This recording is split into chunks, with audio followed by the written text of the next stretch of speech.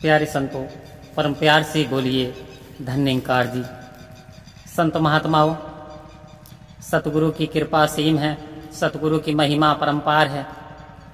निरंकार परमपिता परमात्मा को यदि हमने एक बार जीवन में उतार लिया तो संत महात्माओं हमारे जीवन का फिर कल्याण हो जाने वाला है, फिर हमारे जीवन में उजाला आने वाला है। वास्तव में संतों, जब ये दात अनोखी मिल जाती है, जब ये रमा हुआ राम मिल जाता है, तो फिर 84 जो है जीव की वो कट जाती है। और संत महात्माओं कह रहे हैं कि ये 84, क्योंकि 84,83,99,999 योनियों भोगने के बाद ही ये हीरा जन्म मनुष्य को प्राप्त हुआ। अब संत महात्मा चेता रहे हैं, जगा रहे हैं, बता रहे हैं, सतगुरु बता रहे हैं कि यहाँ पे किसी ने एक किराए का कमरा लिया और वो कमरा में रहने लगा। रहते रहते उसे बहुत लगाव हो गया। संत महात्मा मकान मालिक कहता है कि भाई साहब कमरा खाली कर दो, लेकिन वो व्यक्ति है कि उसने फर्जी दस्तावेज ही बनवा लिए और उल्टा जो है वो झूठा मालिक को ही ठहरा रहा है। तो वो निकलने की कोशिश नहीं कर रहा, क्योंकि अब उसे आनंद आने लगा है। अब कमरे में आनंद आने लगा, उसने अपना समझ लिया। तो ठीक इसी प्रकार से इस संसार के हालात भी हैं। जब तक हमें ये नहीं पता कि हमारा जो शरीर है ये एक किराए का घर है, एक ना एक दिन बदलना पड़ेगा। मौत जब तुझको आवाज देगी तुझको तो जाना ही पड़ेगा। आओ संत महात्माओं कह रहे किराए का घर है, इसे खाली करना पड़ेगा।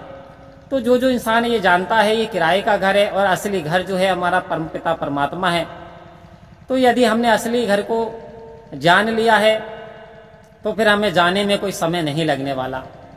आओ संत महात्माओं क्योंकि यदि किसी ने रामपुर को जान लिया तो वो कंडक्टर से कहेगा कि भाई साहब यहीं उतार दो, मेरा जो स्थान है गंतव्य है आ चुका है। लेकिन जो व्यक्ति सोता चला जा रहा है, उसे पता नहीं रामपुर कहाँ है, वो बरेली भी जाकर उतर सकता है, वो बिहार भी जा सकता है। कहने का तात्पर्य, यदि परमात्मा की जानकारी नहीं है कि हमारा जो असली मुकाम परमात्मा है, और यदि परमात्मा का ज्ञान हमने हासिल नहीं किया, हमने संतों की सेवा नहीं की, हमने बुजुर्गों का सम्मान नहीं किया, हमने मानवता वाले जो काम करने थे वो नहीं किए, जिस कारण हमने ये मानव का शरीर लिया था। इंसान को वेद शास्त्र बताते चले आ रहे हैं, पढ़ाते चले आ रहे हैं कि परहित सरस धर्म नहीं भाई, पर पीड़ा सम नहीं अदमाई। संत महात्माओं, दूसरों का हित करने जैसा इससे बड़ा कोई धर्म नहीं है। सबसे बड़ा धर्म संसार का एक ही है, वो है इंसानियत का धर्म, वो है मानवता का धर्म, वो है प्यार का धर्म। सबसे पहले इंसान, मुबारक है यदि आप डॉक्टर हो, मुबारक है यदि इंजीनियर हो, मुबारक है यदि आप वैज्ञानिक हो, लेकिन ये मुबारक नहीं है कि यदि आप इंसान नहीं हो तो मुबारक नहीं है।